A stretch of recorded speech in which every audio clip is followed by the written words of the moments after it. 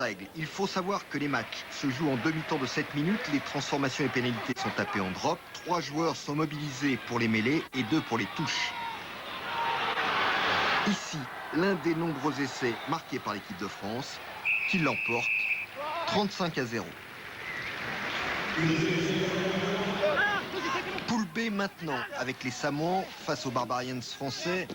Une pénalité jouée à la main par les Polynésiens, jeu déployé, pénétration et passe lobée.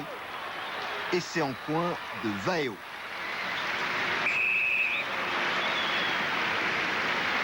C'est Sam Gibbons qui fait ici la différence. Cadrage débordement, il prend le trou et parvient à donner à son coéquipier en position de débordement.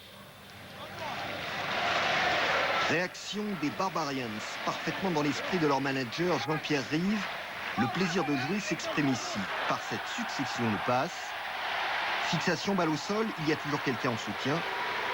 Balu, conclu.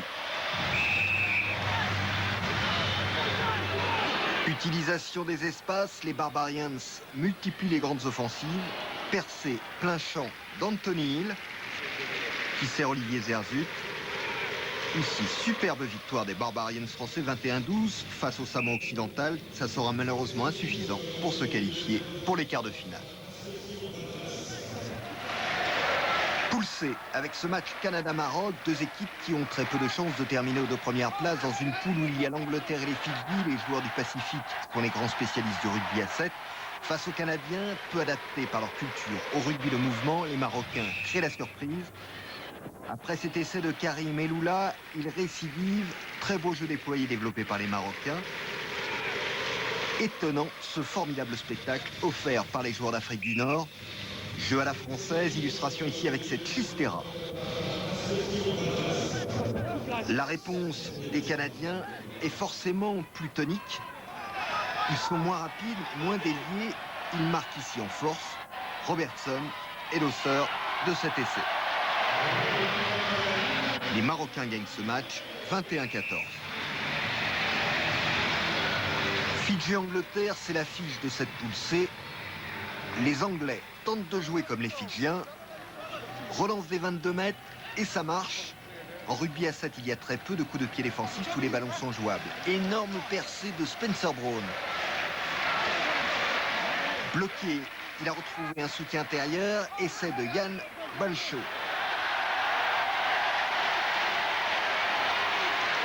Les Anglais ouvrent le score. Les Fidjiens sont cueillis à froid, mais très vite, ils renversent la tendance. Le 7 au Fidji, c'est comme le football au Brésil. Intérieur, extérieur, il y a toujours un joueur en soutien au porteur du ballon. De l'assaut est à la conclusion de cette action partie des 22 mètres. La machine est en marche. Les essais s'enchaînent. Changement d'appui, passe dans le dos à une main, démonstration de jeu collectif, tout y passe. Les Fidjiens l'emportent 38-7.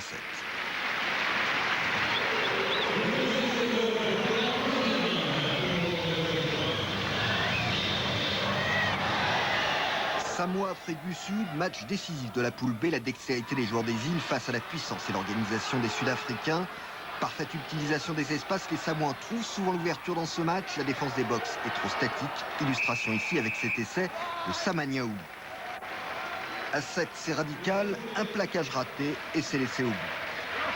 Les Sud-Africains tentent de revenir au score. Ici, superbe action individuelle de Jeffrey Stevens. Cadrage, débordement, accélération et coup de pied à suivre. Ellegarde, en bout de course, parvient à aplatir. Mais sur ce match, les Samoans sont les plus forts. Pour avoir beaucoup couru, les Sud-Africains sont épuisés. Le 7 se joue sur un terrain habituellement utilisé pour le 15. Il nécessite une condition physique parfaite. En fin de rencontre, les Samoans sont plus frais et l'emportent logiquement. Score final, Samoa occidental 19, Afrique du Sud 5. Ces deux équipes se qualifient pour les quarts de finale. Nouvelle-Zélande-Argentine dans la poule D, les Pumas ne se font guère d'illusions, mais avec leur fierté légendaire, ils se battent pour éviter le déshonneur. Ils réussissent à marquer quelques essais. Ici, Forrester passe la ligne. C'est le deuxième essai des Argentins. Les Blacks font la démonstration, que ça soit à 15 ou à 7, le rugby est dans les gènes des Néo-Zélandais. Bravo aux organisateurs du Seven de les avoir fait venir. Le tournoi sans les All Blacks aurait perdu de sa saveur. Ici, essai en coin de Valence.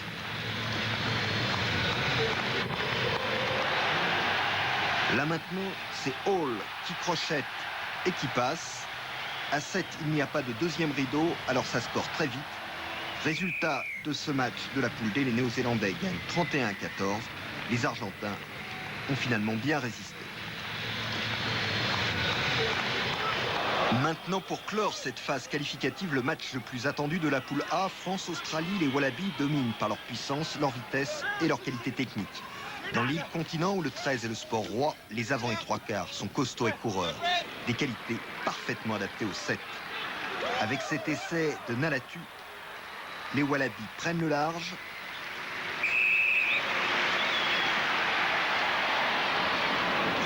Réaction des Français qui opèrent en contre. Percée de Luc Laford, il cadre et donne à Lionel Mallier. Michael Noël est en bout de ligne. Il accélère et va marquer entre les barres. Les Australiens parachèvent leur victoire sur cette action où l'on voit les Français très statiques et qui manifestement ont déjà accepté la défaite. Essai de Richard Graham, l'Australie l'emporte 33-12.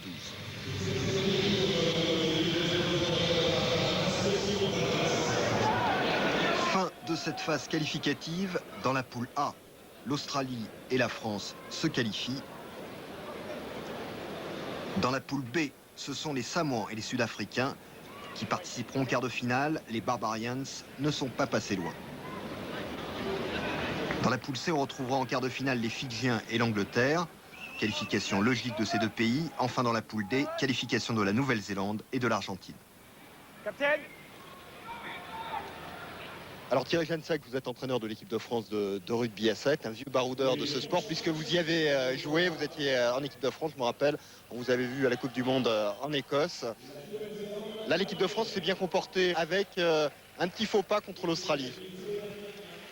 Tomber face contre une équipe qui est très rodée pour ce genre d'événement, une équipe qui est constituée d'éléments professionnels, de joueurs qui sont très spécialistes, et contre eux, on a perdu beaucoup trop de ballons pour pouvoir concrétiser, que ça se concrétise par une victoire.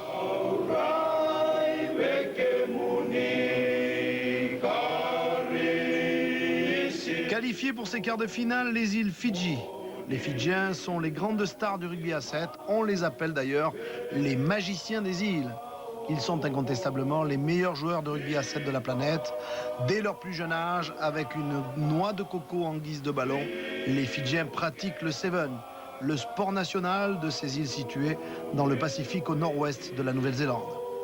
Résultat, les Fidjiens ont remporté toutes les grandes épreuves du circuit international. Le rugby est plus qu'un sport pour les Fidjiens, c'est une véritable religion. C'est vrai, nous sommes un pays catholique.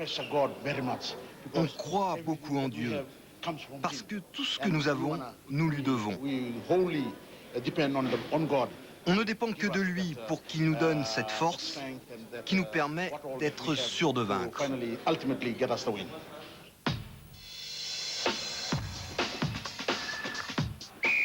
Premier quart de finale entre l'Angleterre et les tout noirs néo-zélandais. Et il ne faut pas attendre longtemps pour assister au premier essai. Premier essai signé Oren Hall, qui va les marquer sans difficulté. Regardez un petit peu le crochet, l'accélération d'Oren Hall, qui a échappé au numéro 4 anglais Paul Samson et qui peut aller marquer. 7-0 pour la Nouvelle-Zélande. Après 3 minutes de jeu, les Néo-Zélandais qui vont nous offrir une véritable démonstration de rugby à 7.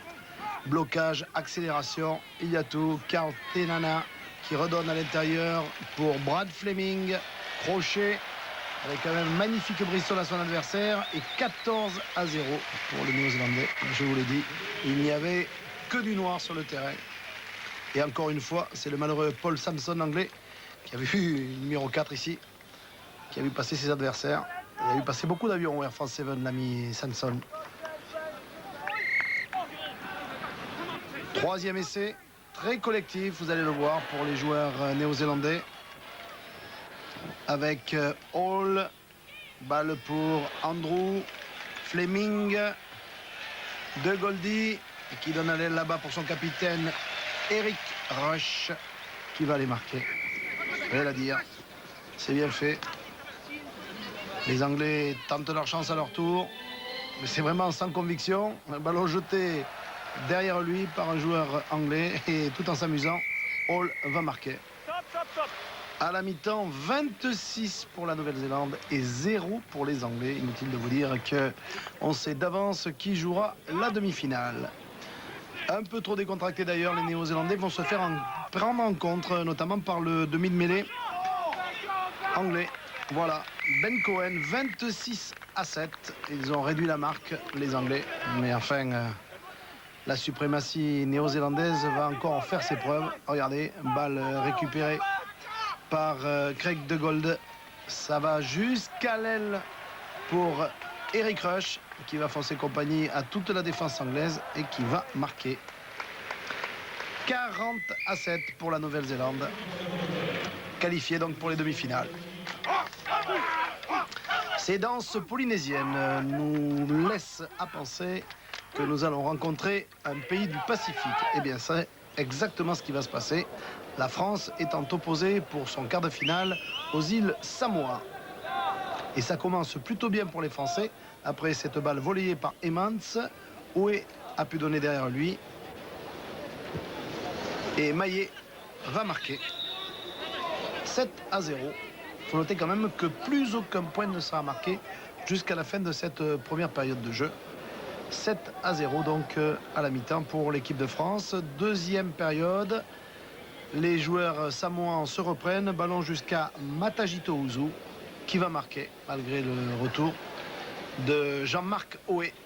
7-7 entre les deux formations. Il faut absolument que les Français reprennent l'avantage. C'est ce qu'ils font tout de suite grâce à Franck Corillon, leur capitaine. Très vite, Corillon de Grenoble. Et il va marquer. Regardez un petit peu cette action. Oé Chistera. Et ça repart pour Franck Corillon, qui donc va marquer avec la transformation. Ça fera 14-7. Nouvel avantage pour l'équipe de France, qui va se montrer encore une fois très réaliste, touche, jouer rapidement. Et c'est Laforgue qui s'empare de la balle et qui plonge dans l'embut de Samoan. 19-7. Les Français ont un pied et demi en demi-finale et ils vont mettre les deux pieds en demi-finale après cette interception de Frédéric Benazèche qui récupère la balle et qui ne sera pas repris. 26-7, car Benazèche se fera un plaisir de transformer lui-même son essai.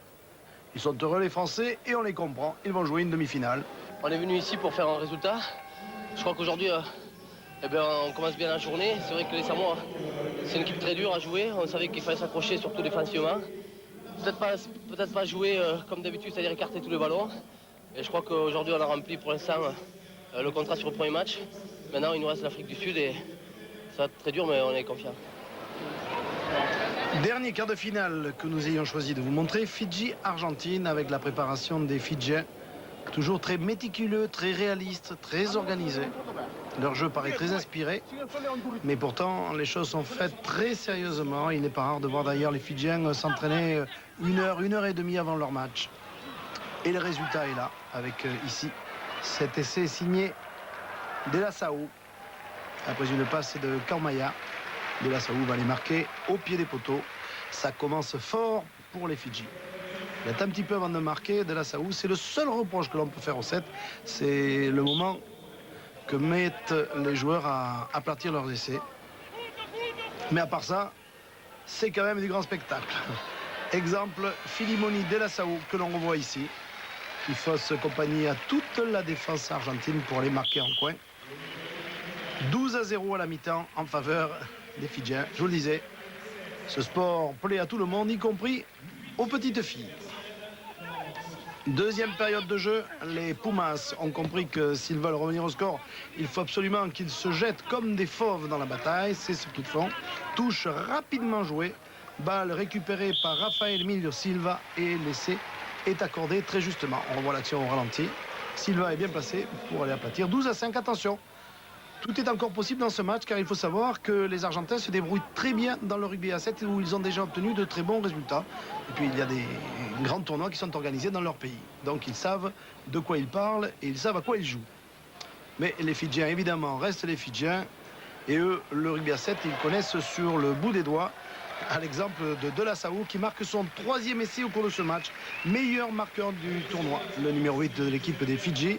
Le score passe à 19-5. Transformation pour l'équipe des Fidji. Et c'est la fin de la rencontre avec encore une réalisation pour les Fidji. Car les Pumas ont beau tenter leur chance, ils prennent des risques. Et à ce petit jeu-là, on est souvent contré. Exemple, ballon perdu en route qui sera récupéré en fond d'alignement par Rocchini qui va les marquer. Score final 26-5 pour les Fidji face à l'Argentine. Les demi-finales opposeront donc les Fidji à la Nouvelle-Zélande. Le derby du Pacifique qui nous promet d'ailleurs du grand spectacle, mais aussi une belle empoignade pour l'autre demi-finale entre la France et l'Afrique du Sud.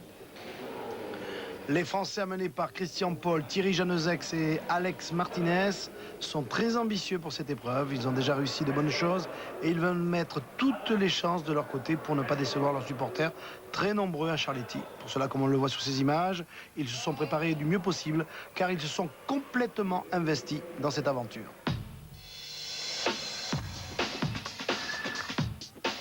Première demi-finale donc de ce Air France C 24e édition entre la France et l'Afrique du Sud. Les Français sont en blanc, les Sud-Africains en vert.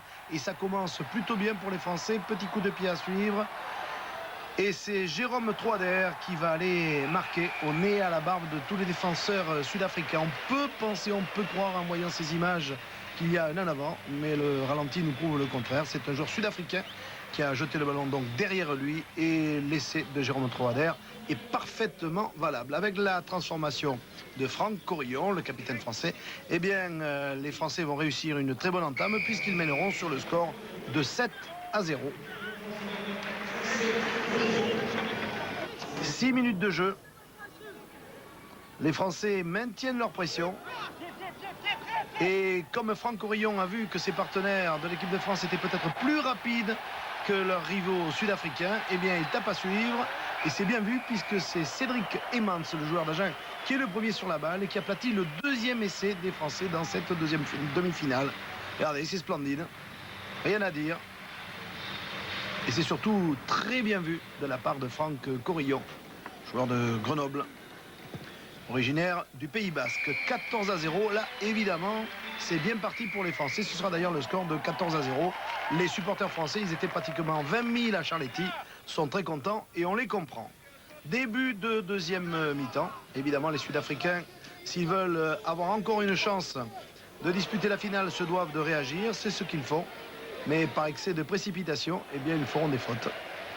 Même après cette balle un petit peu perdue, cafouillée même par les Sud-Africains, les Français repartiront à l'attaque. Mais très justement, l'arbitre demandera aux Français d'interrompre leur action puisqu'il y a eu quand même au départ un en avant. Encore une attaque des Sud-Africains. Petit coup de pied derrière la défense française. Franck Corillon est là. On l'aura beaucoup vu. Il a fait un match énorme en demi-finale. Il avait été excellent en qualification. Franck Corillon, qui est un spécialiste avec d'autres Français, vous le verrez d'ailleurs, de ce sport qui est un peu particulier mais qui est très spectaculaire, qui s'appelle le rugby à 7. Touche avec encore un lancer pour les Sud-Africains. La pression française s'exerce. Regardez, il n'y a pas trop de possibilités de jeu pour les Sud-Africains. Encore une fois, Franck Corillon est là pour sauver. Il a été poussé. Et très justement, l'arbitre qui était très très bien placé refusera cet essai aux Sud-Africains. Toujours donc 14 points d'avance pour l'équipe de France qui a déjà, disons-le, un pied en finale. Sud-Africains qui constituent une des 3 ou 4 meilleures équipes du monde en matière de rugby à 7. Et très courageusement, les Français, malgré leur avance, ne temporisent pas. Ils tentent leur chance et ça peut réussir. Jean-Marc Oué qui redonne sur Cyril Schuer. Cyril Schuer, petit coup de pied au-dessus de la défense sud-africaine. Il va bénéficier du ballon. Voilà qui est fait. Il ramasse et il va marquer au pied des poteaux. Inutile de vous dire que la cause est entendue alors que l'on revoit au ralenti cette excellente passe de Jean-Marc Oué, le joueur de Castres, à Cyril Schuer. 21-0 pour l'équipe de France. Après la transformation de Benazek, joueur de Narbonne qui a signé d'ailleurs à Perpignan. Voilà. Splendide. Plus de risques. La France peut penser à sa finale et l'arbitre sifflera quelques secondes plus tard la fin de cette première demi-finale, permettant aux Français donc de jouer en finale. Voilà. Voilà qui est fait. Les Français sont donc finalistes, ce qui est une très belle performance. Ils rencontreront le vainqueur de la deuxième demi-finale, Fidji, Nouvelle-Zélande. On reparle de tout cela dans quelques petites minutes. Attention à notre match. On récupère un coup, même moi. On s'entend surtout pas. Celui-là, il est oublié. Ah, oublié. On passe à l'autre maintenant. On part à 0 là. Hein. Allez, on récupère. Deuxième demi-finale de ce Air France 7. Les Fidji en blanc affrontent les Néo-Zélandais et leur traditionnelle tenue noire. Les All Blacks qui partent courageusement à l'attaque. Parkinson qui essaie de s'échapper. Regardez avec quelle ténacité il essaie de franchir le rideau défensif fidjien qui est quand même très dur. On ne se fera pas de cadeau entre ces deux formations. Ce n'est pas une habitude, c'est le derby du Pacifique. Et puis il faut savoir aussi que pendant de nombreuses années, de nombreuses décennies, les Fidjiens ont été colonisés par les Néo-Zélandais. Ça se passait pas très bien d'ailleurs, et ça, les Fidjiens ne l'ont jamais oublié.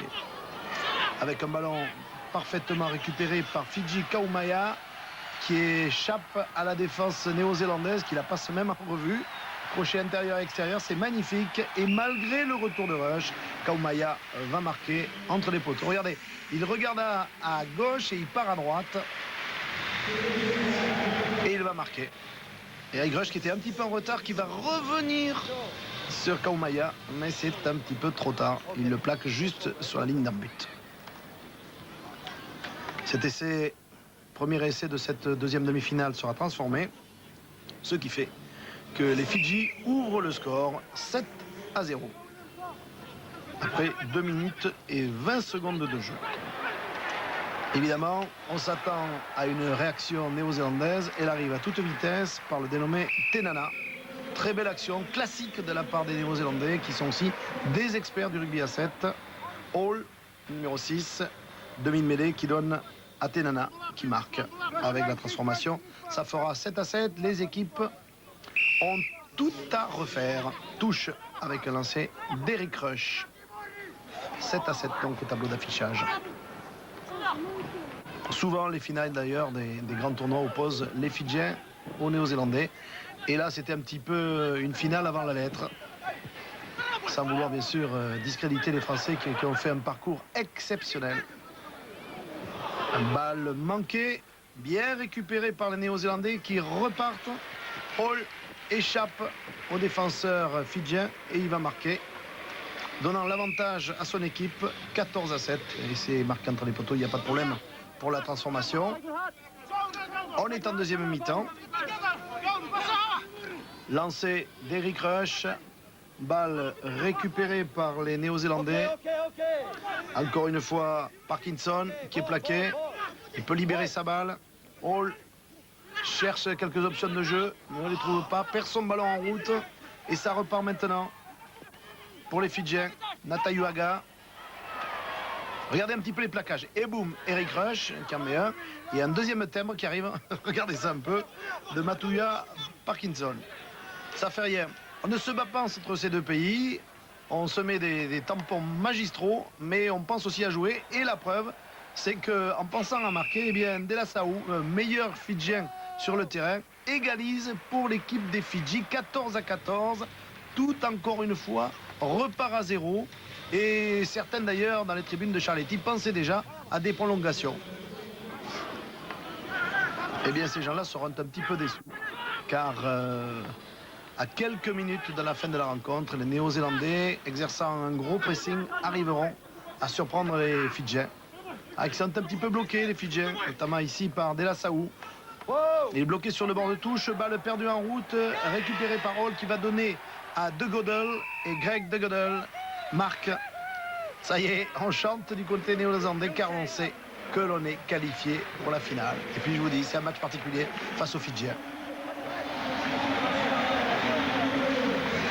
Avant cette grande finale entre la France et la Nouvelle-Zélande, la finale de la Pled Cup. Le vainqueur de ce match, opposant les Barbarians français aux Écossais, prendra la 5e place.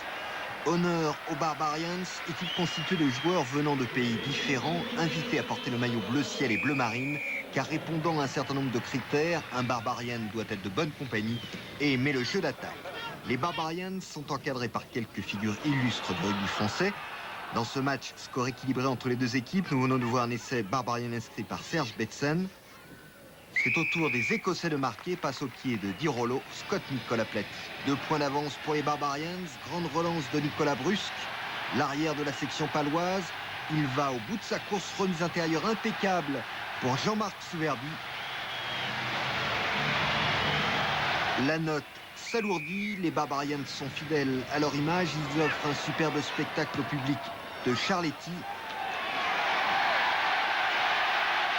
Cette fois-ci, c'est Nicolas Brusque qui va marquer, action très opportuniste du Palois qui parvient à subtiliser le ballon dans les mains du défenseur écossais.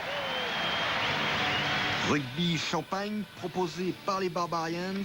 Voici le dernier essai. De nouveau les Écossais à la faute. Eric Artigus de Castres Olympique en profite et s'engage dans un trou de souris. Il passe, accélère et va aplatir entre les poteaux.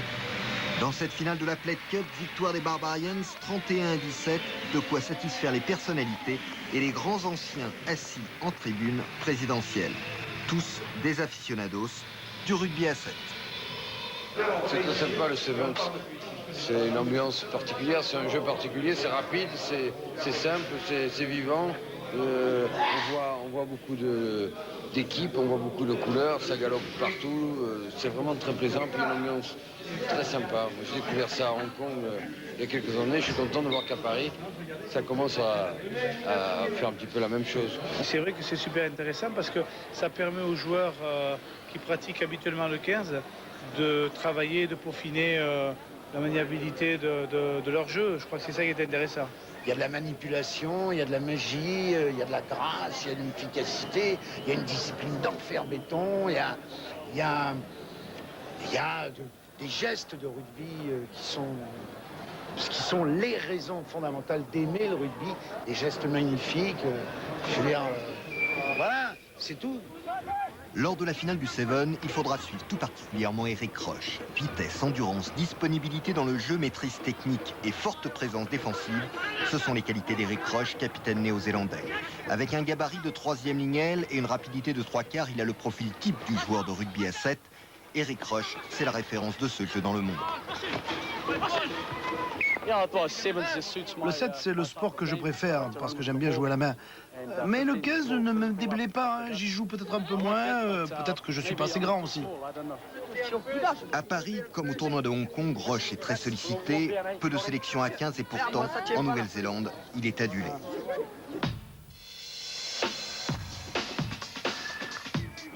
Et maintenant, la finale de ce Seven, match très attendu entre les Français et les Néo-Zélandais, emmenés par leur capitaine Eric Roche, ici en action.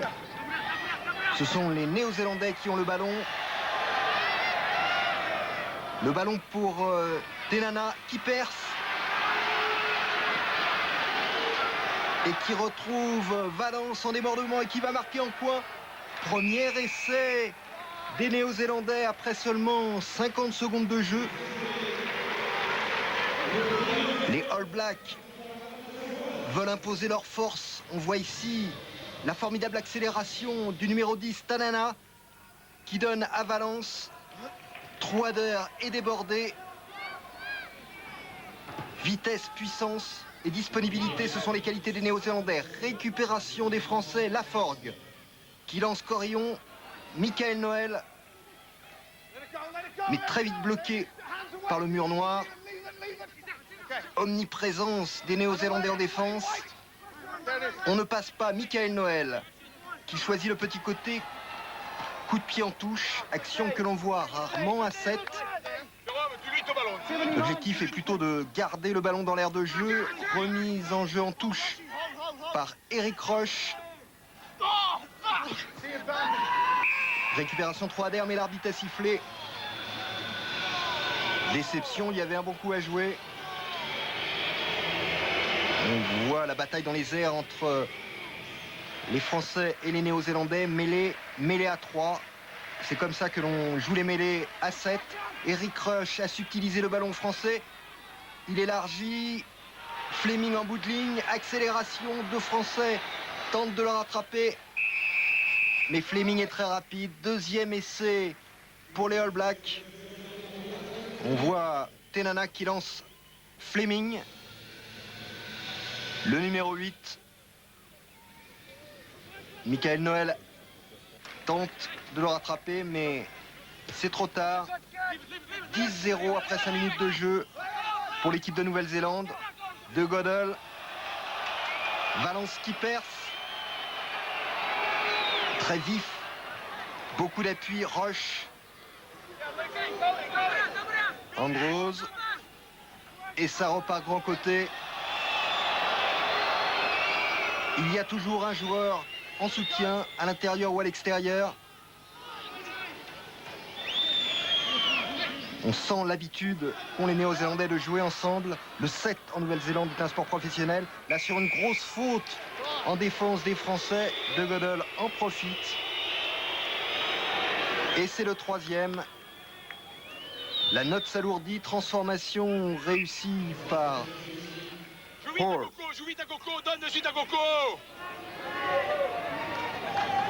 Les Français doivent maintenant tenter le tout pour le tout. 17-0 après seulement 7 minutes de jeu. Mais les actions françaises sont vite avortées. Roche avait ici récupéré. Andrews.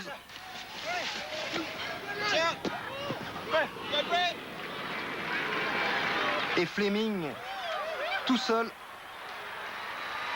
pour son deuxième essai personnel. 22-0. Les Français tentent le tout pour le tout. Corillon qui perce. Le joueur de Grenoble. Emmons, un petit coup de pied à suivre. Et Troader d'un raffut sévère. S'en va marquer le premier essai français. On revoit ici l'action. Gros raffut sur Valence. Essai tout en puissance de Jérôme Troader. Et c'est la mi-temps. Les Français sont menés 22-5. Thierry Jansek remonte ses joueurs, il les remotive. C'est difficile d'arriver à la mi-temps sur un tel score. Retrouver la force de revenir en deuxième période. Surtout lorsque l'on a en face, en finale du Seven, les All Blacks. Nouvelle-Zélande, Fidji, c'est la finale classique du tournoi de Hong Kong, le plus grand tournoi de rugby à 7. Début de la deuxième mi-temps. Récupération pour les All Blacks. On élargit. Accélération de Fleming. Tanana renverse le jeu. Bonne défense des Français.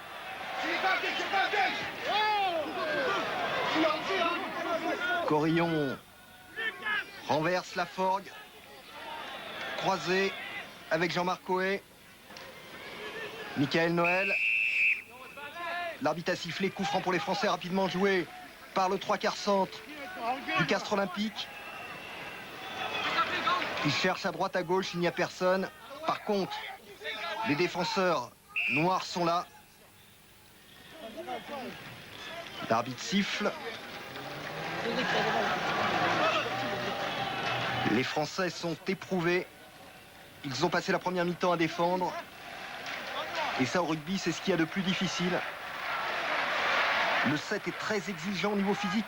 Mêlée, la Forgue voit le trou. Belle action opportuniste du petit demi-mêlée français. C'est le deuxième essai de l'équipe de France. L'essai est transformé. La Nouvelle-Zélande mène 22-12. Mêlée, introduction Hall. Ballon récupéré par les Néo-Zélandais. Et action extraordinaire de Valence. Les Français n'ont pas bougé. Il en passe 4 en vue pour aller aplatir au milieu des barres. Facile, les Néo-Zélandais. On sent l'habitude de jouer ensemble. Il y a une grande complicité entre les joueurs. C'est beaucoup plus difficile pour les Français qui jouent dans des clubs différents, jouent à 15 et pas très souvent à 7. Et là, mésentente, grosse faute de Benazech, grosse faute en défense. Et Hall en profite. Pour un nouvel essai néo-zélandais. On sent un manque de lucidité des Français. Plus le temps passe, et plus il est difficile de défendre. Oé pour Benazech. Oé redouble. Il accélère. Il est passé. Mais il n'a pas beaucoup de solutions si Mallier redouble. Pénalité sifflée par l'arbitre. Les Néo-Zélandais ont été au-delà du ballon. Michael Noël joue rapidement. Marc Reynaud qui percute. Michael Noël récupère. Pas beaucoup de solutions larges. Alors il pénètre. Benazech passe le B pour personne. Mallier récupère. Il est bloqué. Tout de suite. Les Néo-Zélandais ne laissent aucun espace aux Français. Coup franc. Longue passe pour Schubert. Pas de solution à gauche, alors il revient à droite. Les Français ont des difficultés à se trouver.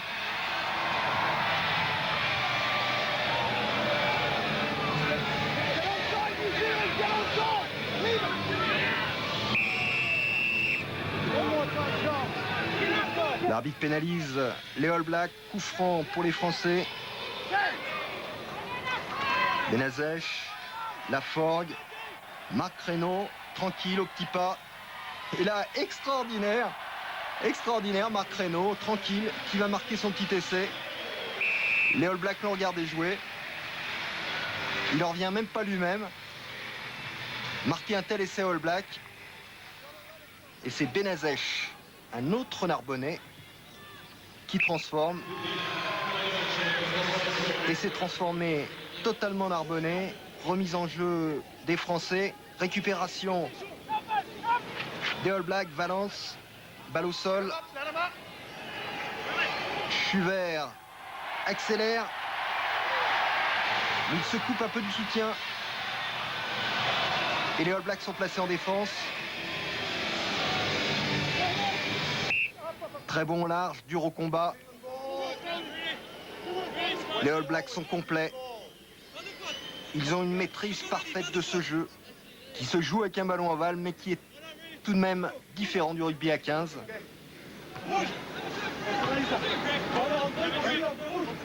Mais on pourra quand même noter la capacité des Français à trouver une cohésion durant ce tournoi, eux qui n'ont pas l'habitude de jouer ensemble. Ici, récupération. Schubert dans l'intervalle, il accélère et il marque l'essai, le dernier essai du match. La Nouvelle-Zélande l'emporte 36-26. C'est une victoire logique des Néo-Zélandais. Petite déception des Français, mais ils ont réussi un parcours extraordinaire ici à Paris. Personne ne les attendait à ce niveau. Les Blacks se congratulent. Tour d'honneur des Français qui sont félicités par le public de Charletti. On ne nous attendait pas, tout le monde nous disait qu'on avait une bonne équipe avec des bons joueurs. Et ils pensaient qu'on allait perdre en quart de finale comme l'année dernière. Et bon, nous, on s'était juré de faire un meilleur résultat que l'année dernière. Et bon, on l'a fait.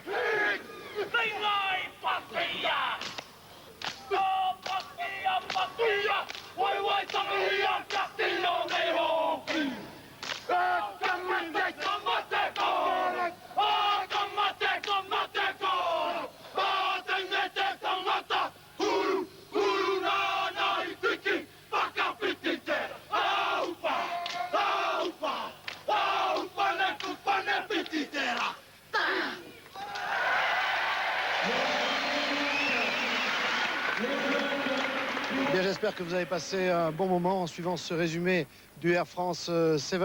Avant de nous séparer, je vous rappelle quand même que nous avons rendez-vous au mois d'octobre pour la Coupe du Monde de rugby sur TF1. En attendant, bonne soirée à tous.